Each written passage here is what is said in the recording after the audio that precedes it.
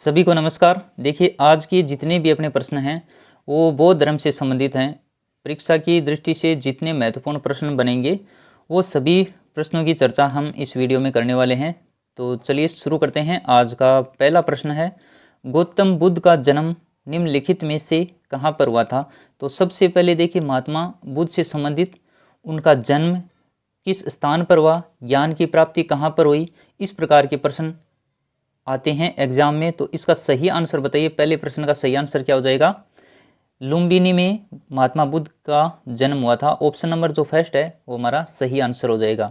इसके बाद में नेक्स्ट है, गौतम बुद्ध का जन्म कब हुआ था? तो इस प्रकार का प्रश्न भी बन सकता है। तो देखिए, इनका जो जन्म हुआ था वो 563 ईसा पूर्व में हुआ था। कौन से विकल्प में दिया गया है? ऑप्शन नंबर जो 3 दे रखा है ये इसका राइट आंसर माना जाएगा। नेक्स्ट है, गौतम बुद्ध के पिता का क्या नाम था? आपके विकल्प दे रखे हैं सिद्धार्थ, ऋषभदेव, सुधोधन और वर्धमान। देखिए, इसका राइट आंसर हो जाएगा सुधोधन है, वो गौतम महात्मा बुद्ध के पिताजी का नाम था। तो ऑप्शन नंबर जो 3 है वो हमारा इसका सही उत्तर है, वो माना जाएगा। चलिए अगला प्रश्न देखते हैं। गौतम बुद्ध की माता का क्या नाम था? जो महात्मा बुद्ध, एक तो देखिए महात्मा बुद्ध के पिताजी का नाम, माताजी का नाम, इनकी पत्नी का नाम और इनका जो जन्म स्थान हुआ था और इनको निर्वाण की जो प्राप्ति हुई थी उस स्थान का नाम, ये परीक्षाओं में बार बार ऐसे प्रश्न पूछे जाते हैं। तो देखिए, इसका जो राइट आंसर है वो क्या हो जाएगा? माया देवी। महात्मा बुद्ध की जो माताजी थी उनका नाम था माया देवी, यानी सही उत्तर इसका माना जाएगा ऑप्शन नंबर जो दो में दे रखा है। और अगला प्रश्न है, गौतम बुद्ध के बचपन का क्या नाम था? ये प्रश्न है वो परीक्षाओं में कई बार पूछा गया है। चाहे महावीर स्वामी जी के बचपन का नाम हो या महात्मा बुद्ध के बचपन का नाम हो, ये परीक्षाओं में ऐसे प्रश्न पूछे जाते हैं। तो इनका जो राइट आंसर है हो जाएगा सिद्धार्थ। ऑप्शन नंबर 1 में जो दे रखा है ये महात्मा बुद्ध के बचपन का नाम था। और अगला प्रश्न है, गौतम बुद्ध की पत्नी कौन थी? विकल्प में देखिए त्रिशला, माया देवी, यशोधरा और अन्नोजा, इस प्रकार के नाम दे रखे हैं। महात्मा बुद्ध की पत्नी का नाम था यशोधरा। इसके अलावा अगला नेक्स्ट प्रश्न है, गौतम बुद्ध के पुत्र का क्या नाम था? सिद्धार्थ, राहुल, गौतम या फिर महावीर। देखिए, इसका जो राइट आंसर है वो क्या हो जाएगा? राहुल है महात्मा बुद्ध के पुत्र का नाम था, यानी ऑप्शन नंबर बी हमारा करेक्ट उत्तर माना जाएगा। और नेक्स्ट है, जातक निम्नलिखित में से किसका ग्रंथ है? अब जैन धर्म और बौद्ध धर्म से संबंधित जो ग्रंथ होते हैं, जैसे जातक, इसका संबंध है वो बौद्ध धर्म से है। तो राइट आंसर हो जाएगा ऑप्शन नंबर बी दे रखा है। इसके अलावा नेक्स्ट है, गौतम बुद्ध ने 29 वर्ष की उम्र में घर त्याग दिया था, जिसे बौद्ध धर्म में बताइए क्या कहा गया है? महाविनिष्क्रमण, महापरिनिर्वाण। तो इनमें से जो घर त्यागा था महात्मा बुद्ध ने, और किस वर्ष की आयु में? 29 वर्ष की आयु में उन्होंने अपना घर बार छोड़ दिया था। इस घर छोड़ने को प्रक्रिया जो भी है इसे कहा जाता है महाविनिष्क्रमण, यानी ऑप्शन नंबर 1 हमारा इसका राइट आंसर माना जाएगा। और महात्मा बुद्ध को जो निर्वाण प्राप्त हुआ था वो महापरिनिर्वाण कहलाता है।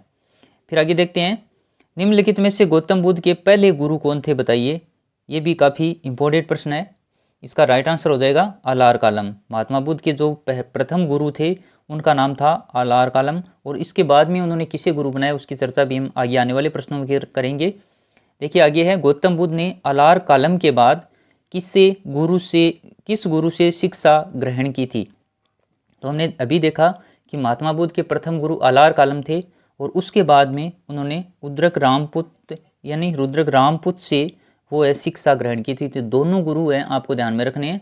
हो सकता है आपको प्रथम गुरु भी पूछ लिया जाए, या फिर अलार कालम के बाद में उनका गुरु कौन था उसके बारे में भी पूछा जा सकता है।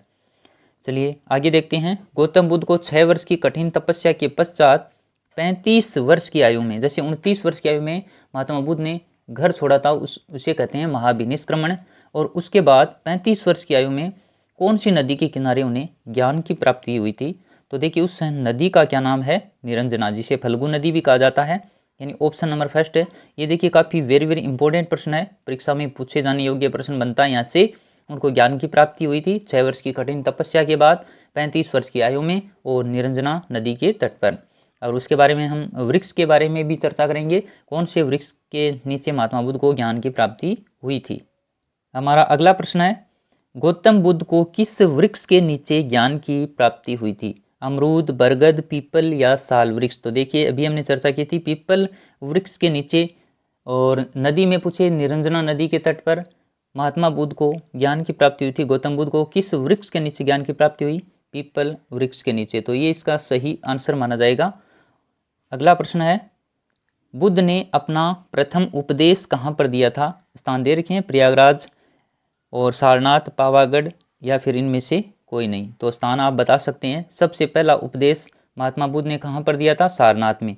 ये भी काफी महत्वपूर्ण प्रश्न है, यहाँ से बन सकता है परीक्षा में, और इसका सही आंसर हो जाएगा हमारा ऑप्शन नंबर 2 में जो दे रखा है, सारनाथ। अगला प्रश्न देखते हैं, बौद्ध धर्म ग्रहण करने वाली प्रथम महिला कौन थी? और आपके विकल्प हैं देखिए, महाप्रजापति गौतमी, महामाया यशोधरा और बिंबा। तो इसका राइट आंसर हो जाएगा गौतमी। बौद्ध धर्म करने वाली प्रथम महिला कौन थी? महाप्रजापति गौतमी थी। और इसके अलावा नेक्स्ट है, बुद्ध ने अपने सर्वाधिक उपदेश बताइए कहाँ पर दिए थे? जैसे हमने अभी देखा, महात्मा बुद्ध का प्रथम उपदेश कहाँ पर दिया गया? सारनाथ में। उनको ज्ञान की प्राप्ति कहाँ पर हुई? किस नदी के तट पर हुई? किस वृक्ष के नीचे उन्होंने ज्ञान की प्राप्ति हुई थी? इस प्रकार के प्रश्न परीक्षाओं में पूछे जाएंगे बौद्ध धर्म से संबंधित, चाहे महात्मा बुद्ध के बचपन का नाम हो, उनके पिता का नाम हो, पत्नी का नाम हो। इस प्रकार की जितने भी फैक्ट थे वो हमने सारे इन प्रश्नों में चर्चा करने वाले हैं। तो अब देखिए, बुद्ध ने अपने सर्वाधिक उपदेश कहाँ पर दिए थे? इसका राइट आंसर क्या हो जाएगा? प्रश्न संख्या 16 में, श्रावस्ती में। देखिए, इसका राइट आंसर ये रहा। कौशल देश की जो राजधानी थी श्रावस्ती में, यहाँ पर बुद्ध ने अपने सर्वाधिक उपदेश है वो दिए थे। चलिए अगले प्रश्न की चर्चा करते हैं। गौतम बुद्ध की मृत्यु बताइए किस स्थान पर हुई थी? जैसे हमने जन्म स्थान के बारे में चर्चा की थी, कब जन्म हुआ, किस स्थान पर जन्म हुआ, वैसे ही गौतम बुद्ध की मृत्यु है वो किस स्थान पर प्राप्त हुई? ये भी काफी महत्वपूर्ण प्रश्न बनता है यहाँ से, और इसका राइट आंसर हो जाएगा 483 ईसा पूर्व में कुशीनारा में महात्मा बुद्ध की मृत्यु हुई थी। और सन भी, ये तिथि भी जरूर ध्यान रखिएगा, 483 ईसा पूर्व में। लेकिन स्थान काफी इंपॉर्टेंट है, परीक्षा में कई बार पूछा जाता है। तो महात्मा बुद्ध की मृत्यु है वो कहाँ पर हुई, ये आपको ध्यान होना चाहिए। फिर देखिए नेक्स्ट है, निम्नलिखित में से कौन एक त्रिपिटक का अंग नहीं है? अब इसमें त्रिपिटक हैं बौद्ध धर्म में, इनमें कौन कौन से हैं? सुत्त पिटक है, विनय पिटक है, अभिधम पिटक है, लेकिन जातक पिटक से संबंधित, बौद्ध धर्म से संबंधित है जातक, लेकिन ये पिटक का भाग नहीं है। पिटक में देखिए कितने हैं त्रिपिटक? 3 है, सुत्त पिटक, विनय पिटक और अभिधम पिटक। तो ये भी काफी इंपॉर्टेंट है, परीक्षा में प्रश्न आता है इस प्रकार का। और इसके अलावा अगला प्रश्न देखते हैं। ये देखिए कुछ बौद्ध संगतियां भी दी गई हैं, इनसे संबंधित प्रश्न भी पूछे जाते हैं, और इनको प्रश्नों में शामिल न करके सीधा ऐसे एक जगह पर व्यवस्थित कर दिया है ताकि आपको याद करने में आसानी हो। जैसे प्रथम बौद्ध संगति कब हुई और वो कहाँ पर हुई, स्थान का नाम काफी इंपॉर्टेंट रहेगा। उस प्रथम बौद्ध संगति के समय अध्यक्ष कौन थे? महाकश्यप, कई बार परीक्षाओं में पूछा गया है। प्रथम बौद्ध संगति किसके शासनकाल में हुई? और दूसरी इसी प्रकार देखो, जैसे प्रथम बौद्ध संगति आपको इस प्रकार से तैयार करनी है, कब हुई, कहाँ पर हुई। सबसे इंपॉर्टेंट आपको ये ध्यान में रखना है कि ये कहाँ पर हुई थी, स्थान पूछा जा सकता है, इसके अध्यक्ष कौन थे और किसके शासनकाल में हुई। ज्यादातर परीक्षाओं में प्रश्न बनेगा वो अध्यक्ष से संबंधित बनेगा। उसी प्रकार देखिए दूसरी बौद्ध संगति के समय अध्यक्ष कौन थे, ये किसके शासनकाल में हुई थी।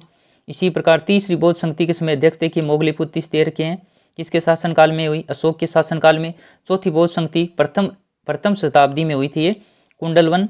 चतुर्थ बौद्ध संगति के समय अध्यक्ष कौन थे, वसुमित्र अश्वघोष। और चौथी बौद्ध संगति वो किसके शासनकाल में हुई थी, कनिष्क के शासनकाल में। तो इस प्रकार ये आपको जितने भी बौद्ध संगतियां दे रखी हैं यहाँ पर, ये सभी आपको व्यवस्थित रूप से याद रहनी चाहिए। इनसे संबंधित प्रश्न परीक्षाओं में अक्सर पूछे जाते हैं। फिर अगला प्रश्न देखते हैं, बुद्ध ने अपने जीवन के अंतिम वर्ष कहाँ पर बिताए थे? ये प्रश्न वैसे तो हमने पीछे अभी चर्चा की है कि कुशीनारा में या कुशीनगर में बुद्ध ने अपनी जीवन के अंतिम वर्ष है वो यहाँ पर व्यतीत किए थे, बिताए थे। इसके अलावा नेक्स्ट देखिए, बौद्ध संगतियों के 4 आयोजक हैं, उनका सही क्रम बताना है आपको। इनमें कौन कौन सा सही है? तो अजात शत्रु, उसके बाद में कालाशोक, फिर अशोक और उसके बाद में कनिष्क। तो ये काफी इंपॉर्टेंट प्रश्न है, इसका भी जरूर ध्यान रखिएगा, परीक्षाओं में ऐसा प्रश्न बन सकता है। तो इस प्रश्न को आप जरूर ध्यान रखिएगा, इनका क्रम पूछा जा सकता है। तो ये थे आज के प्रश्न। उम्मीद है आपको वीडियो अच्छा लगा होगा। कमेंट करके आप जरूर बता सकते हैं इन प्रश्नों में से आपके कितने प्रश्न सही हो रहे हैं। इसी प्रकार के मोस्ट इंपॉर्टेंट प्रश्नों के साथ हम फिर मिलेंगे अगली कक्षा में। Thank you.